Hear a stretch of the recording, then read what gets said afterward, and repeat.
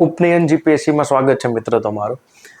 Mains answer writing પ્રેક્ટિસની અંદર આજના લેક્ચરમાં આપણે મોડર્ન હિસ્ટ્રીમાંથી અને મિડિયલ હિસ્ટ્રીમાંથી જે સવાલો પૂછવાના છે એની થોડીક ચર્ચા કરશું. ઠીક છે? તો તમારી સામે પ્રશ્ન છે કે ભારતની આઝાદી માટે દ્વિતીય વિશ્વયુદ્ધ દરમિયાન કેવી એવી ઘટનાઓ બની કે જે ભારત માટે જરૂરી તખતો ઊભો કરે છે. આઈડિયા છે? તેનું આપણે શું કરવાનું છે? અહીંયા વર્ણન કરવાનું છે, ડિસ્ક્રાઇબ. તો સિમ્પલ છે કે ભારતની જે આઝાદી મળી, ઠીક, તો એના માટે વર્લ્ડ વોર II એ કેવી ભૂમિકા ભજવી, સિમ્પલ ભાષામાં કહીએ તો. આઈડિયા આવે? ચાલો, તો પહેલા તો આપણે સમજવું પડશે કે ભારતની આઝાદી માટે હંમેશા આપણો મેઇન ફોકસ કોંગ્રેસની રાજનીતિ આજુબાજુ રહી છે. પણ તમે જો સવાલ એવી ટાઈપનો પૂછ્યો છે કે જો તમે સામાન્ય બુકમાંથી મોડર્ન હિસ્ટ્રી ભણો છો તો તમને વર્લ્ડ વોર II વિશે એટલી ડિટેલમાં માહિતી નહીં મળે જેટલી આ આન્સરની અંદર જરૂર છે. આઈડિયા આવે છે? સિમ્પલ આન્સર પૂછેલો છે કે ભાઈ આઝાદીની આપણી જે લડાઈ છે એની અંદર વર્લ્ડ વોર II એ શું એવી ઘટના ઊભી કરી જેને લીધે આપણે ફાયદો થયો. પડી સમજ? તો સૌથી પહેલા આપણે સમજવાનો પ્રયત્ન કરીએ વર્લ્ડ વોર II ને. તો ભાઈ વર્લ્ડ વોર II તમે જાણો છો કે જેની શરૂઆત થઈ હતી 1939ની અંદર જર્મની દ્વારા, જર્મનીના સમયમાં ચાન્સલર હતો હિટલર દ્વારા પોલેન્ડ ઉપર આક્રમણ કર્યું ત્યારે. ઠીક. હવે તમે સમજો કે જર્મનીની સાથે એનું મિત્ર દેશ તરીકે જાપાન પણ હતું. કોણ હતું? જાપાન. આઈડિયા આવે? એની સામે લડવા વાળા જે કન્ટ્રી હતા એની અંદર હતા બ્રિટિશ પ્લસ ફ્રાન્સ. ઠીક. આગળ જતા યુએસએ જોડાશે, આગળ જતા યુએસએસઆર જોડાશે. આઈડિયા આવે? અને ભારતને વગર પૂછે જોડી દીધું હતું. આઈડિયા છે? ભારત જેવા ઘણા બધા કોલોનિયલ સ્ટેટ હતા જે એક સમયે બ્રિટિશના ફ્રાન્સના ગુલામ હતા. ઠીક. સામેની સાઈડ જોઈએ તો ધરી દેશોની અંદર જર્મની, જાપાન, ઇટલી, ઠીક, એ ઘણા બધા દેશો હતા. સામે સામે લડાઈ ચાલતી હતી. આપણે એ બધાની વિશેષ માહિતી જરૂર નથી. ઠીક. તો ચાલો, બેઝિક એટલી સમજ પડી કે ભાઈ જર્મની પોલેન્ડ ઉપર આક્રમણ કર્યું, વર્લ્ડ વોર II ની શરૂઆત થઈ. હવે ધ્યાનથી સમજજો. તો ભારતનો આપણે જો મેપ સમજીએ, વર્લ્ડ મેપને સમજવાનો પ્રયત્ન કરી તો અહીંયા ક્યાંક આપને જાપાન જોવા મળશે. ઠીક. આ સાઉથ ચાઇના સી ની અંદર આ સાઉથ ચાઇના સી આવશે, ઇન્ડોનેશિયા, મલેશિયા ને બધા દેશો આવશે. ઠીક. આ છે ચીન. ઠીક. આને એ સમયમાં કહેતા ઇન્ડો ચાઇના, ઇન્ડો ચીન કહેતા આ બધો વિસ્તાર, આજનું વિયેતનામ ને એ બધું. ઠીક. તો જાપાનનું પ્રભુત્વ એટલું બધું હતું કે એણે 1910 પછી તે કોરિયા, ચાઇના, ઠીક, એ બધા એરિયા ઉપર કબજો કરી લીધો હતો. જેવી દ્વિતીય વિશ્વયુદ્ધની શરૂઆત થઈ તો એને શું કર્યું કે જાપાન આ સાઈડ એટલે કે ભાઈ સાઉથ ઈસ્ટ એશિયાની અંદર, દક્ષિણ પૂર્વી એશિયામાં એટલું બધું સક્રિય થયું કે ધીરે ધીરે એણે જાપાને સાઉથ એશિયાની અંદર વિયેતનામ, મલેશિયા, ઇન્ડોનેશિયા અને આગળ જતા બર્મા જેવા દેશોની જીતી લીધા. બર્મા એટલે કે આજનું મ્યાનમાર. પડી સમજ? તો એક બાજુ જાપાન દક્ષિણ પૂર્વ એશિયામાં લડીને પોતાનું પ્રભુત્વ મજબૂત કરતું હતું, બીજી બાજુ જર્મની યુરોપના ઓલમોસ્ટ એરિયા ઉપર કબજો કરીને બેઠું હતું. પડી સમજ? તો હવે યુકે અને ફ્રાન્સ જેવા દેશોની સૌથી મોટી જો સમસ્યા હતી તો સમસ્યા હતી ખાસ કરીને બ્રિટિશની કે જો જાપાન અહીંથી ભારત તરફ જો આગળ વધી જશે તો ભારતનો ક્રુશિયલ જે એરિયા છે જે બ્રિટિશ પાસે હતો એ ચાલ્યો જશે. તો થાય છે એવું કે જર્મનીના આક્રમણના ભયના લીધે અને જાપાનના આક્રમણના ભયના લીધે બ્રિટિશ યુએસએની મદદ માગે છે. અને તમે બધા જાણો છો કે દુનિયાનો એક દેશ એવો છે કે ગમે ત્યાં યુદ્ધ થતું હશે તો હથિયાર વેચવા પહેલા પહોંચી જશે. તેનું નામ છે યુએસએ. જો મહાભારતના સમયમાં જો યુએસએ દેશ હોત તો હથિયારો કર્ણને અને બધાને હથિયારો કોણે વેચ્યા હોત? યુએસએ. તે તો અહીંયા એવું થાય છે કે યુએસએ બ્રિટિશને કહે છે કે અમે તમને મદદ કરશું હથિયાર અને પૈસા આપીને, પણ બદલામાં ધ્યાનથી સમજો તમે દેશો યુદ્ધ જીતા પછી તમારી જેટલી બી કોલોનીઓ છે, મતલબ કે જે દેશોને તમે ગુલામ બનાવ્યા છે એ બધાને કરી દેશો આઝાદ. શું કરી દેશો? આઝાદ. તો અહીંયા તો ડાઉટ થવો જોઈએ કે ભાઈ યુએસએ એટલું બધું પ્રેમાળ દેશ કે દુનિયાની આઝાદી માટે લડતું હતું. તો વાસ્તવિકતા કંઈ એવી હતી કે અડધી દુનિયા પર બ્રિટિશ અને ફ્રાન્સ જેવા દેશોની કોલોની હતી, કબજો હતો. આ સમય એવો હતો કે જ્યારે યુએસએની અંદર ઔદ્યોગિક ક્રાંતિ થયા પછી ઇન્ડસ્ટ્રીની અંદર બહુ આગળ હતું. તો યુએસએ પોતાનો સામાન વેચવા માંગે છે દુનિયામાં. પણ તમે જાણો છો કે દુનિયાના ઓલમોસ્ટ દેશો ઉપર કોનો કબજો હતો? બ્રિટિશ અને ફ્રાન્સ જેવા દેશોનો. તો પોતાની માર્કેટ માટે ઘૂસવા માટે, બજારને પોતાની પાસે લેવા માટે અમેરિકા અને બ્રિટિશ વચ્ચે એક ડીલ થાય છે કે યુદ્ધમાં અમે તમને મદદ કરશું, હથિયાર આપશું, નાણાં આપશું, બદલામાં યુદ્ધ પતી ગયા પછી તમારે બધા દેશોને શું કરવા પડશે? આઝાદ કરવા પડશે. આઈડિયા છે? તો આ બંને દેશો વચ્ચેની આ જે સિક્રેટ મિટિંગ થઈ હતી, ગુપ્ત મિટિંગ, ઠીક છે, એ જર્મની જેવા, જાપાન જેવા દેશોને ધ્યાનમાં ના આવે એવી રીતના ખુફિયા એકદમ એટલાન્ટિક દરિયાની અંદર સપ્ટેમ્બર જ છે, ઓગસ્ટ છે, 1941માં બંને વચ્ચે મિટિંગ થાય છે. એ સમયે બ્રિટિશ તરફથી બ્રિટિશ પ્રાઇમ મિનિસ્ટર ચર્ચિલ જાય છે અને અમેરિકા તરફથી ફ્રેન્કલિન રૂઝવેલ્ટ નામનો પ્રેસિડેન્ટ. એ બંને વચ્ચે દરિયાની વચ્ચે સિક્રેટ મિટિંગ થાય છે એકદમ જ. શું કે ભાઈ અમે તમને શું આપશું? હથિયારો. બદલામાં તમે શું કરશો? તો ભાઈ તમારી પાસે જેટલા બી દેશો છે એને શું કરી દેશો? આઝાદ. આઈડિયા આવે છે? કારણ આઈડિયા એવો એટલે તમે જોશો કે 1945માં વોર પૂરું થયા પછી ત્યારથી લઈને 1955 સુધીમાં, મતલબ કે 10 વર્ષ સુધીમાં ઓલમોસ્ટ દેશો જે બ્રિટિશની અંદર ગુલામ હતા અને ફ્રાન્સની અંદર ગુલામ હતા, બધા ધીરે ધીરે શું થઈ જાય છે? આઝાદ. આઈડિયા આવે છે? ખાલી ભારત જ નથી થતું આ સમયમાં, ઓલમોસ્ટ ઘણા બધા આફ્રિકાના દેશો, સાઉથ ઇસ્ટ એશિયાના દેશો આઝાદ થઈ છે. પડી સમજ? તો અહીંયા એક પ્રશ્ન તમારી સામે પૂરો થયો આન્સરની અંદર કે ભાઈ એવી રીતે શું તખતો તૈયાર કર્યો? તો અહીંયા લખશો તમે એટલાન્ટિક ચાર્ટર.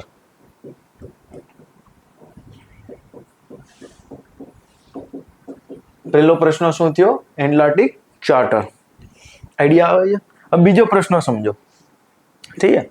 એક બાજુ જાપાન જે એગ્રેસિવ થઈને ભારતના પડોશમાં આવીને ઊભું રહી ગયું છે. ક્યાં આવીને રહી ગયું છે? પડોશમાં ઊભું રહી ગયું છે આવીને. અને બીજી બાજુ જાપાનની સાથે આપણી એક સંસ્થા જોડાયેલી હતી જેનું નામ હતું આઝાદ હિન્દ ફૌજ. આગળ જતા ફૌજના લીડર બને છે સુભાષચંદ્ર બોઝ. આઈડિયા? તો બ્રિટિશને બહુ મોટો ડર લાગતો હતો કે જાપાન અને આઝાદ હિન્દ ફૌજ મળીને જો ભારત ઉપર આક્રમણ કરશે તો એના માટે નુકસાન સૌથી મોટું હતું. અને તમે બધા જાણો છો કે બર્મા સુધી પહોંચી ગયા હતા, પ્લસ અંદમાન નિકોબારમાં પણ કબજો કરી લીધો હતો આઝાદ હિન્દ ફૌજે, અને ભારતની પ્રથમ સ્વતંત્ર સરકારની સ્થાપના કરી હતી સુભાષચંદ્ર બોઝે. કઈ જગ્યાએ? અંદમાન નિકોબારની અંદર. આઈડિયા આવે? તો અહીંયા તમે જોશો તો સૌથી મોટો બીજો ડર કયો હતો? આઝાદ હિન્દ ફૌજનો. અને આગળ જતા શું થાય છે કે જ્યારે વોર પૂરું થાય છે, જાપાન સરેન્ડર કરે છે, ત્યારે આઝાદ હિન્દ ફૌજના ઘણા બધા જે સૈનિકો હતા એની ઉપર કેસ ચાલે છે જેને આપણે કહીએ છીએ IMA કેસ અથવા તો લાલ કિલ્લો કેસ. તો એ સમયે આઝાદ હિન્દ ફૌજના 3 સૈનિકો જે કર્નલ લેવલના, લેફ્ટનન્ટ લેવલના હતા એની ઉપર કેસ થાય છે.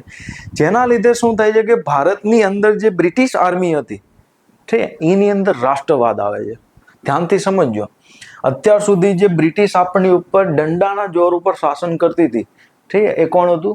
British army. અને બ્રિટિશ આર્મીની અંદર કોણ હતા? તો 90% તો ભારતીય લોકો હતા. તો હવે આ જે રાષ્ટ્રીય સેના હતી, બ્રિટિશ સેના હતી, એની અંદર શું આવે છે? રાષ્ટ્રવાદ. શું આવે છે? રાષ્ટ્રવાદ. આઈડિયા છે? તો બ્રિટિશને ડર લાગવા મળે છે કે લાંબો ટાઈમ હવે અહીંયા રૂલ કરવું પોસિબલ નથી. અને તમે જાણો છો કે આ સમયે એક ફેમસ ઘટના બી બને છે, ઠીક, રોયલ નેવી મ્યુટિની. મતલબ કે જે નેવી હતી એને શું કર્યો હતો? વિદ્રોહ કર્યો હતો.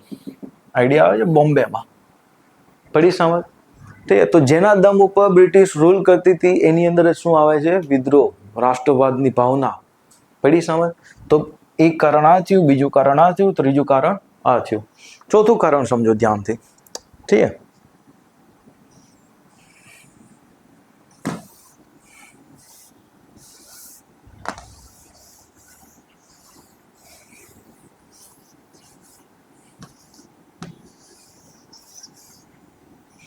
ચોથું કારણ સમજીએ, ધ્યાનથી સમજો કે અત્યાર સુધી બ્રિટિશ આપણે ગુલામ બનાવી શા માટે રાખ્યા હતા? અહીંથી પૈસા કમાવા માટે. આઈડિયા આવે છે? પણ થાય છે એવું કે દ્વિતીય વિશ્વયુદ્ધની અંદર જે હોમ ચાર્જના નામે ભારતમાંથી જે નાણાં બ્રિટિશરો ક્યાં લઈ જતા હતા?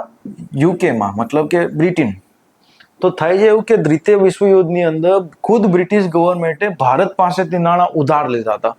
શું લીધા હતા? પૈસા ઉધાર.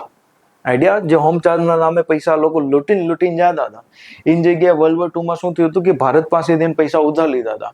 તો સ્વાભાવિક વસ્તુ છે, જો ઉધાર પૈસા લીધા હશે તો તમારે એને શું કરવું પડશે? રિટર્ન ચૂકવવા પડશે.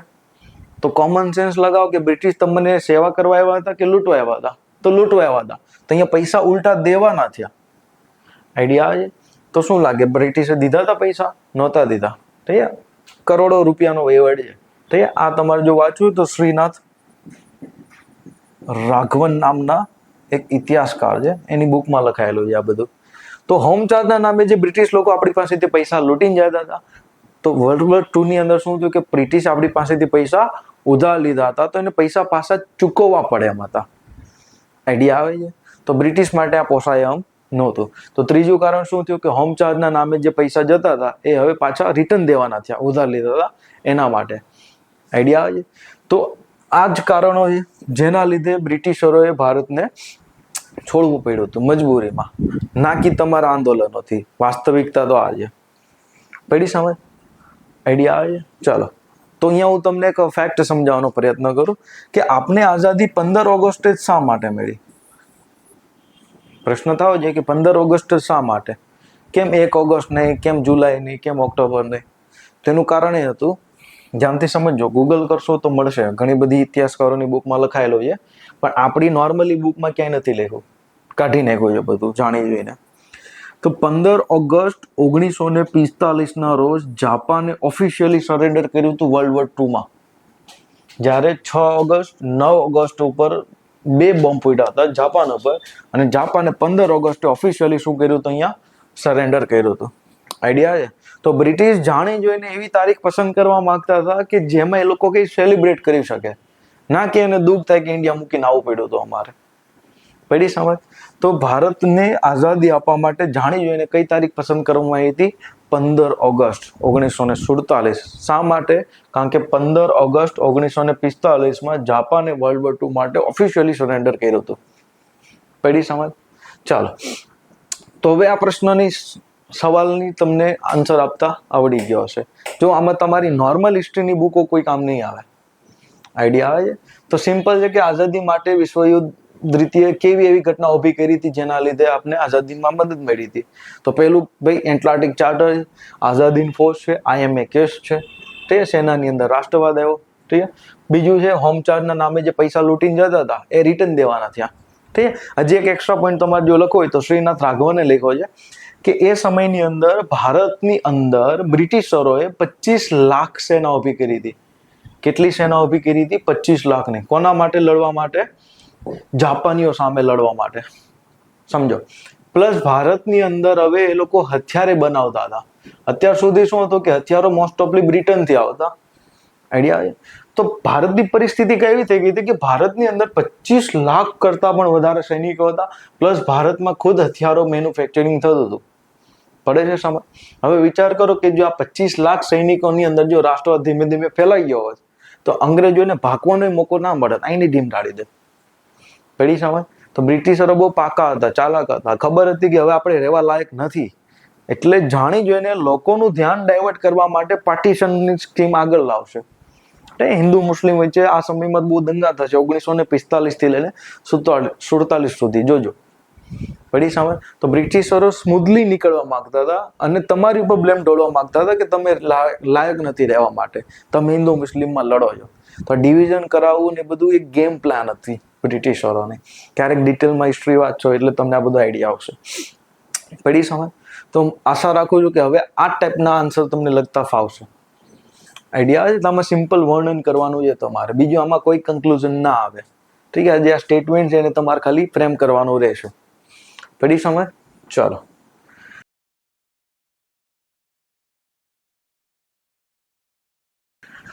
નેક્સ્ટ પ્રશ્ન જોઈએ. ભારતમાં રાષ્ટ્રવાદના ઉદય માટે પાશ્ચાત્ય શિક્ષણે ભજવેલી ભૂમિકાની સમીક્ષા કરો. શું કરો અહીંયા? સમીક્ષા. હવે સમીક્ષાનું ઇંગ્લિશ કરશો તો થાય રિવ્યુ. મતલબ શું થાય? રિવ્યુ. હવે કોમન સેન્સ વાપરો. તો વ્યૂ નો મતલબ શું થાય? જોવું. શું થાય? જોવું. તો રી નો મતલબ શું થાય? ફરી જોવું. મતલબ કે આ ક્વેશ્ચનમાં તમને એવું કહેવા માંગે છે કે શું આ જે સ્ટેટમેન્ટ આપ્યું છે, ઠીક છે, એને તમે ફરીથી જો વિચારો કે આ હકીકતમાં એવું હતું. તો અહીંયા તમને પૂછવામાં આવે છે કે ભાઈ ભારતમાં રાષ્ટ્રવાદના ઉદય માટે પશ્ચિમી શિક્ષા એ ભજવેલી ભૂમિકાની સમીક્ષા કરો. પડી સમજ? તો પહેલી વાત તો એ સમજો કે પશ્ચિમી જે શિક્ષણ છે, મતલબ કે વેસ્ટર્ન શિક્ષણ જે આપણે શેમાં મળતું? ઇંગ્લિશમાં. અને એ કોણ આપતું? અંગ્રેજ, મતલબ કે બ્રિટિશરો. તો કોમન સેન્સ લગાવો કે શું બ્રિટિશરો જાણી જોઈને તમને ભણાવશે કે તમે ઇંગ્લિશમાં ભણો અમારી સામે, પછી આવજો લડવા માટે? હા, એવું બનવાનું છે ક્યારે? ક્યારેય ના બને. બ્રિટિશરો તો ઉલટું એવું કહ્યું કે તમારી અંદર જે રાષ્ટ્રવાદની ભાવના હતી એને તોડવાનો પ્રયત્ન કરતા હતા એજ્યુકેશનના માધ્યમથી. ઠીક. તમને આશ્ચર્યની વાત લાગશે કે જ્યારે 17મી સદી અને 18મી સદીના પૂર્વમાં આપણે જોઈએ છીએ, એ સમયમાં ભારતની અંદર સાક્ષરતા દર 90% જેટલો હતો. કેટલો હતો? 90% જેટલો.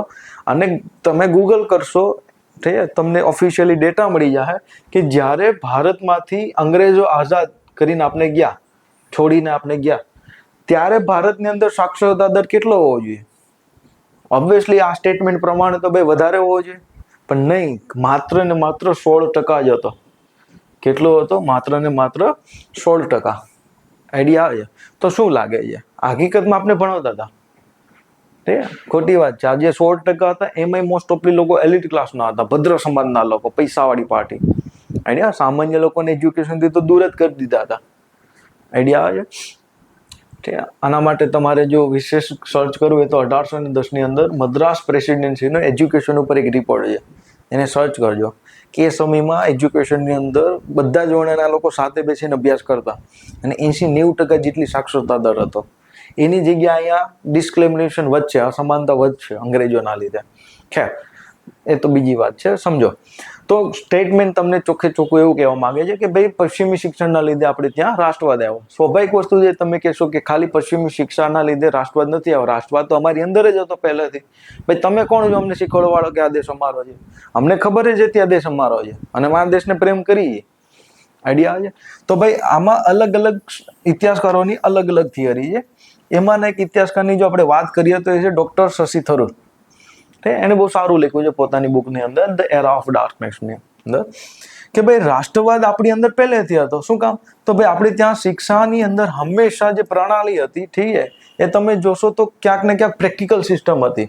ઠીક છે, આપણે ત્યાં ગુરુકુલ પ્રણાલી હતી, પ્લસ આપણે ત્યાં મંદિરોની અંદર શિક્ષા મળતી. પડી સમજ? કોઈ પણ જાત ધર્મ વગર બધાને આપણે શું આપતા? એજ્યુકેશન આપતા. એ બધું કેમ આપતા? ફ્રીમાં, એકદમ મફત. આઈડિયા છે? એની જગ્યાએ જ્યારે બ્રિટિશરો ભારતની અંદર એજ્યુકેશન લાવ્યો, સ્વાભાવિક છે ખર્ચાળ પ્રોસેસ હતી, પ્લસ માત્ર ને માત્ર ઇંગ્લિશ ભાષામાં વધારે એનો ફોકસ હતો. આઈડિયા? તો થયું એવું કે ભાઈ એલિટ ક્લાસના લોકો ભણતર કર્યું, અહીંયા બધા લોકોને ભણતર મળતું. તો કઈ રીતના કહી શકો કે ભાઈ નહીં તમારા લીધે રાષ્ટ્રવાદ આવ્યો? આઈડિયા આવે છે? ચાલો, તો સમજવાનો પ્રયત્ન કરીએ તો રાષ્ટ્રવાદ બી ભારતની અંદર પહેલેથી હતો. કયા કયા કારણો હતા જેની અંદર આપણે કહી શકીએ કે રાષ્ટ્રવાદ હતો? આ સ્ટેટમેન્ટને તમારે પલટવાનું છે. તો આપણે પ્રૂફ તો આપવા પડશે ને ભાઈ રાષ્ટ્રવાદ હતો. તો સિમ્પલ છે કે ભાઈ અમારી પાસે નોલેજ હતું. શેનું? જંબુદ્વીપનું.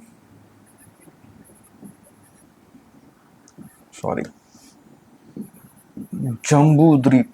ઠીક છે, પ્રાચીન સમયની અંદર જંબુદ્વીપની અવધારણા હતી કે ઉપર હિમાલય છે, ઠીક છે, નીચે દ્રવિડ લેન્ડ છે, ઠીક છે, એક બે બાજુ સમુદ્ર છે, ત્રીજી બાજુ સમુદ્ર છે, અને આ બધી જગ્યા અમારી છે. તો આપણી પાસે જિયોગ્રાફિકલ મેપ હતો. આઈડિયા છે? આપણે બધા કલ્ચરલી રીતના એક હતા, ધર્મના લીધે એક હતા. છે ધર્મના લીધે, સંસ્કૃતિના લીધે બધા વચ્ચે શું હતી? એકરૂપતા હતી. આઈડિયા આવે છે? તો એક સ્ટેટમેન્ટ એવું કહીશું કે ભાઈ જંબુદ્વીપ એટલે કે ભાઈ આપણી ત્યાં પ્રાચીન કાળથી સમયથી જ નોલેજ હતું કે હિમાલયથી લઈને દ્રવિડ સુધીનો બધો વિસ્તાર છે ભારત ભૂમિ. કેવી ભૂમિ છે? ભારત ભૂમિ. બીજું સ્ટેટમેન્ટ લખશું કે ભાઈ આપણી ત્યાં શિક્ષણ પ્રણાલી હતી, ગુરુકુલ વ્યવસ્થા અને મંદિરોમાં શિક્ષણ મળતું, જ્યાં મફત અને ફ્રીમાં એજ્યુકેશન મળતું અને બધા લોકોને મળતું, જેની સામે અંગ્રેજોને ત્યાં એવું નહોતું. આઈડિયા આવે છે? ત્રીજો પ્રશ્ન કે ભાઈ ભારતની અંદર જે લોકો હતા, ઠીક છે, ખાસ કરીને સાંસ્કૃતિક સુધારા લાવ્યા. શું લાવ્યા?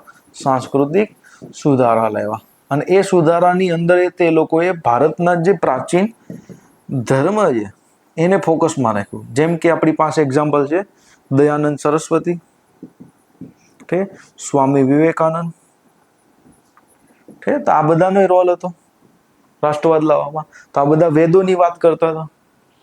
આઈડિયા આવે? ઠીક છે. તો સમજો, તો ભાઈ રાષ્ટ્રવાદ આપણી અંદર પહેલેથી ન જ હતો.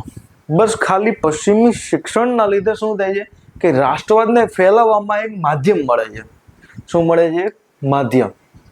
આઈડિયા આવે છે? હા. તો ભાઈ આન્સરની અંદર આપણે કાઉન્ટર કરશું કે ભાઈ ખાલી ભારતની અંદર રાષ્ટ્રવાદના ઉદયમાં પશ્ચિમી શિક્ષણે જે ભાગ ભજવ્યો છે એ ખાલી માધ્યમનો ભાગ ભજવ્યો છે, મતલબ ફેલાવવા માટેનું એક માધ્યમ હતું. બાકી રાષ્ટ્રવાદ તો આપણી અંદર જ હતો. આઈડિયા આવે? અને જો એક્ઝામ્પલ આપણે આપવાનું થાય તો બેસ્ટ એક્ઝામ્પલ આપણી પાસે છે જ તે કે ભાઈ 1857નો જે વિદ્રોહ થયો હતો, ઠીક છે, અને આ વિદ્રોહ કરવા વાળા કોણ હતા? બધા સૈનિકો હતા. એ સમયના નોર્થ ઇન્ડિયાના શાસકો હતા. હવે આ લોકો તો કોઈ એજ્યુકેટેડ નહોતા, અંગ્રેજી શિક્ષણ તો એને લીધું નહોતું, છતાંય આ લોકોએ આખા 1 વર્ષ માટે અંગ્રેજોને કાઢી મૂક્યા હતા નોર્થ ભારતમાંથી. તો આ લોકોએ જે ક્રાંતિ કરી હતી, વિદ્રોહ કર્યો હતો અંગ્રેજોની સામે, તો એમાં તો ક્યાંય પણ શિક્ષણની ભૂમિકા નહોતી. હા ના, બીજા એવા ઘણા બધા એક્ઝામ્પલ છે આપણી પાસે કે જેટલા બી કે ને કે જનજાતિ આંદોલન થયા, ઠીક છે, મુંડા છે, સંથાલ છે, તો આ બધા આંદોલન થયા, ઠીક. તો ઉલટાનું સમજો કે આ લોકો તો એટલા ભણેલા ગણેલા નહોતા, આદિવાસી લોકો હતા, જનજાતીય લોકો હતા, પણ સૌથી પહેલા તો અંગ્રેજોની સામે લડવા વાળા જ હતા. આઈડિયા? તો આની અંદર રાષ્ટ્રવાદ ક્યાંથી આવ્યો? આની અંદર રાષ્ટ્રવાદ ક્યાંથી આવ્યો? તો આઈડિયા છે. તો આપણે આ 2 એક્ઝામ્પલ આપીને આને કાઉન્ટર કરવાનો પ્રયત્ન કરશું અને કન્ક્લુઝનમાં એટલું લખશું, ના નહીં પાડીએ સંપૂર્ણ રીતના કે ભાઈ ભૂમિકા નહોતી ભાઈ, પણ કન્ક્લુઝનમાં આપણે એવું લખશું કે ભાઈ રાષ્ટ્રવાદ તો આપણી અંદર હતો, આપણી પાસે એક્ઝામ્પલ બી છે, પણ આપણે એટલું લખશું કે ભાઈ રાષ્ટ્રવાદના ફેલાવવામાં પશ્ચિમી શિક્ષણે એક ભૂમિકા ભજવી હતી. આઈડિયા આવે છે? ભાઈ તમે અમને ભણાવ્યું ઇંગ્લિશ, તો અમે ઇંગ્લિશમાં પેપર લખતા હતા, ઇંગ્લિશમાં પેપર લખ્યા, લોકોએ ઇંગ્લિશના પેપર વાંચ્યા અને રાષ્ટ્રવાદને ફેલાવો કર્યો. આઈડિયા આવે છે? પણ ખાલી એટલું ધ્યાન રાખવાનું છે કે જૂજ લોકોની અંદર જ અંગ્રેજીનું નોલેજ હતું, તે ચુનિંદા લોકો હતા, જે એલિટ ક્લાસના લોકો હતા, અને એ લોકો આગળ જતા સામાન્ય લોકો સાથે કોન્ટેક્ટ કરતા અને રાષ્ટ્રવાદને ફેલાવતા. પડી સામે? તો ખાલી એક માધ્યમ બને છે શું? પાશ્ચાત્ય શિક્ષણ. બાકી આપણી ત્યાં ઇન્ટરનલ ઘણા બધા એવા એક્ઝામ્પલો છે કે રાષ્ટ્રવાદ તો હતો જ. પડી સમજ? ચાલો, તો આશા રાખું છું આ સવાલની અંદર તમને આઈડિયા આવ્યો હશે.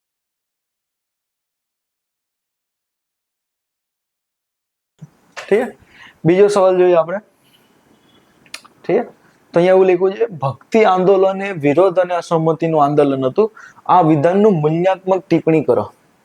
ઠીક છે. મૂલ્યાત્મક મતલબ કે અહીંયા એક મૂલ્ય કાઢવાનો છે. મૂલ્યાંકનનો મતલબ સમજો.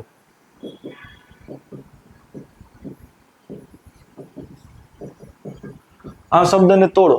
મૂલ્ય એટલે કે વેલ્યુ. ઠીક. તો આપણે શું કરવાની છે? વેલ્યુ કાઢવાની છે. શેની? આ સ્ટેટમેન્ટની.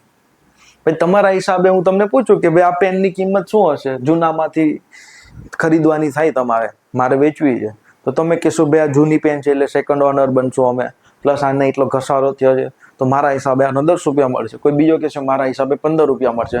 તો તમે બધા ભેગા થઈને આનું શું કરો છો? મૂલ્યાંકન કરો છો, મૂલ્ય કાઢો છો. એવી રીતના આ સ્ટેટમેન્ટનું આપણે શું કાઢવાનું છે? અહીંયા મૂલ્ય કાઢવાનું છે ને એના ઉપર આપણે પછી ટિપ્પણી કરવાની છે. આઈડિયા આવે છે?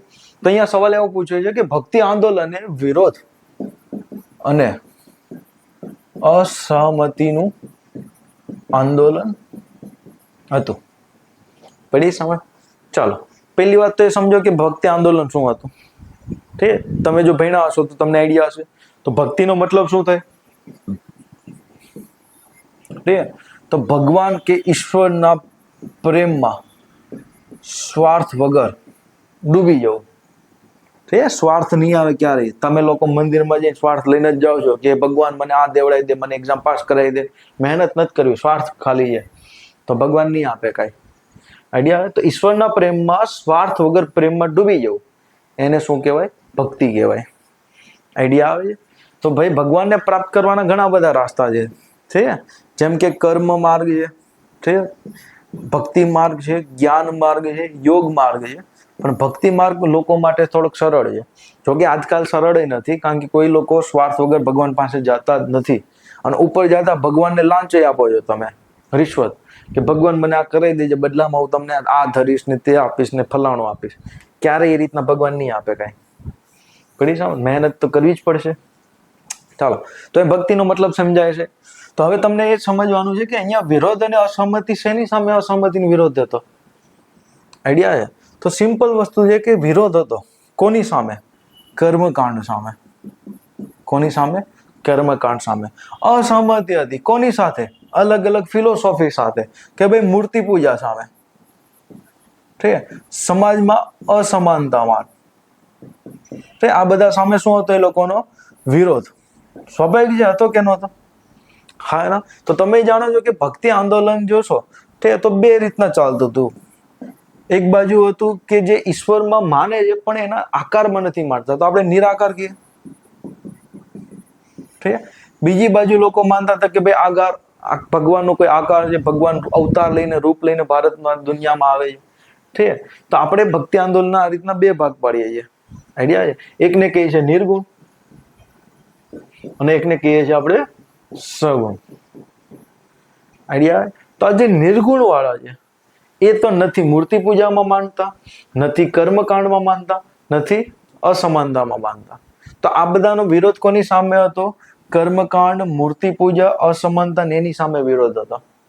આઈડિયા? તો આપણે આ સ્ટેટમેન્ટને કહીશું કે હા વિરોધ તો હતો, અસંમતિ તો હતી. ઠીક છે? કોની સાથે હતી? તો ભાઈ જે ફાલતુમાં કર્મકાંડ થતા એની સામે. ઠીક છે? મૂર્તિ પૂજા થતી ફાલતુની એની સામે. જેમ કે આપણી પાસે એક્ઝામ્પલ છે કે કબીર લખે છે કે ભાઈ પથ્થર પૂજવાથી જો હરી મળે તો હું આખો પહાડ પૂજી નાખું. એવી રીતના કબીર લખે છે કે કાંકર બાકર જોડ કે મુલ્લાને બનાય મસ્જિદ, મુલ્લા પુકારે ક્યાં બેરા તુમારા ખુદાય. મતલબ કે જોર જોરથી તમે આઝાન ફૂકો છો તો તમારા અલ્લાહ બેરા થઈ ગયા છે કઈ. આઈડિયા? તો કબીરે તો બધા ધર્મ વિશે લખ્યું છે. એવી રીતના આપણે જોઈએ ગુરુ નાનક છે, કબીર છે, ઘણા બધા એવા સંતો થઈ ગયા કે જે લોકોએ ઈશ્વર જેને આકારમાં માને છે, મૂર્તિ પૂજામાં માને છે, એનો વિરોધ કર્યો હતો. પ્લસ તમે જાણો છો કે સમાજની અંદર જે જાતિના લીધે અસમાનતા હતી એનો બી વિરોધ કર્યો. ખાસ કરીને તમે જોશો ઠીક તો ગુરુ નાનક છે જે ખુદ ખત્રી જાતિમાંથી આવતા, ઠીક. એના પછી છે કબીર જે વણકર જાતિમાંથી આવતા. પણ આ બધાના શિષ્યોને એ બધા જોશો તો એ સો કોલ્ડ એટલે કે ભાઈ કેવા ખાતરની નિમ્ન જાતિના શિષ્ય હતા. ભાઈ કોઈ જાતિ નિમ્ન ઊંચી હોતી નથી, તમારા ગુણોને લીધે તમે મોટા અને નાના હોઈ શકો છો. આ બધી વસ્તુ કહેતા કોણ? ગુરુ નાનક ને કબીર ને બધા, રૈદાસ ને બધા. તો કહેવા માટે આ બધા નિમ્ન જાતિના જ હતા, એનો શિષ્ય બી નિમ્ન જાતિના જ હતા. આઈડિયા? તો આ બધાએ વિરોધ શેની સામે કર્યો હતો? કર્મકાંડની સામે, મૂર્તિ પૂજાની સામે, અસમાનતાની સામે. નાવ આપણી પાસે અઢળક એક્ઝામ્પલ છે. આઈડિયા આવે છે? ઠીક. તો કહી શકીએ કે ભાઈ આંદોલન કેવું હતું? વિરોધ અને અસહમતિનું આંદોલન હતું. બીજો પોઈન્ટ આપણે સમજીએ તો છત્રપતિ શિવાજીના જે ગુરુ હતા રામદાસ, ઠીક, એને લખ્યું છે કે ભાઈ જ્યાં બી આપણી સામે અન્યાય થાય છે એની સામે લડો. આઈડિયા છે? તો શિવાજીના ગુરુની વાત માનીને શિવાજી લડે છે અન્યાયની સામે, તો બધા જાણો જ છો. આઈડિયા આવે? તો અહીંયા કહી શકીએ કે ભાઈ વિરોધ અને અસંમતિનું આંદોલન હતું. ખાસ કરીને કોનો વિરોધ હતો? કર્મકાંડનો, મૂર્તિ પૂજાનો, અસમાનતાનો. આઈડિયા આવે છે? સમજ પડી? તો હવે આન્સરને કઈ રીતના લખશું? તો પહેલા ઇન્ટ્રોમાં થોડુંક ભક્તિ વિશે લખી નાખશું કે ભાઈ ભક્તિ એટલે શું, કોને કહેવાય ને બધું. આઈડિયા આવે છે? પછી મેઇન પાર્ટની અંદર લખશું કે ભાઈ આ બધી વસ્તુ. આઈડિયા આવે? હવે વાત રહી કન્ક્લુઝનની. શેની વાત રહી? કન્ક્લુઝનની. તો કન્ક્લુઝનમાં એવું કેવું લખશું કે ભાઈ સ્વાભાવિક છે કે આ બધાએ આંદોલન તો કર્યું, પણ જે સમાજ ઉપર અસર પાડવી હતી એટલી અસર ના પડી. જેમ કે આ લોકોએ જાતિ પ્રથાનો વિરોધ કર્યો, મૂર્તિ પૂજાનો વિરોધ કર્યો, કર્મકાંડનો વિરોધ કર્યો, અને જો હકીકતમાં લોકો સક્સેસફુલ થયા હોત, લોકો પર પ્રભાવ છોડ્યો હોત, તો આજના સમયમાં આપણે આ બધું ના જોતા હોત. આઈડિયા આવે? તો આપણે કહી શકું છું કે ભાઈ વિરોધ અને અસંમતિ તો હતી જ, પણ આ લોકોએ સંગઠિત થઈને એની સામે એક સૂરમાં આંદોલન નહોતું કર્યું. આઈડિયા આવે? જો કર્યું હોત તો આજના સમયમાં આપણે આ બધી વસ્તુ ના જોવા મળતી હોત. આઈડિયા આવે છે? બીજી બાજુ સગુણવાળા તો હતા જ તે, તો એ તો ચાલતા જ હતા ભક્તિ આંદોલનમાં, એ બી સુધારા કરતા હતા. એની અંદર તે અસહમતિ હતી અસમાનતા ઉપર, જાતિ પ્રથા ઉપર. આઈડિયા આવે? કર્મકાંડ ઉપર ફાલતુના, પણ બસ ખાલી ફરક એટલો છે કે એ લોકો મૂર્તિ પૂજામાં માનતા હતા. આઈડિયા આવે છે? તો આ રીતનાનો આન્સર બનશે.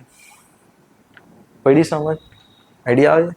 તો આવી રીતના બીજા આન્સરોને જોવા માટે ઉપનિયન જીપીએસસી સાથે સંકળાયેલા રહો. ધન્યવાદ.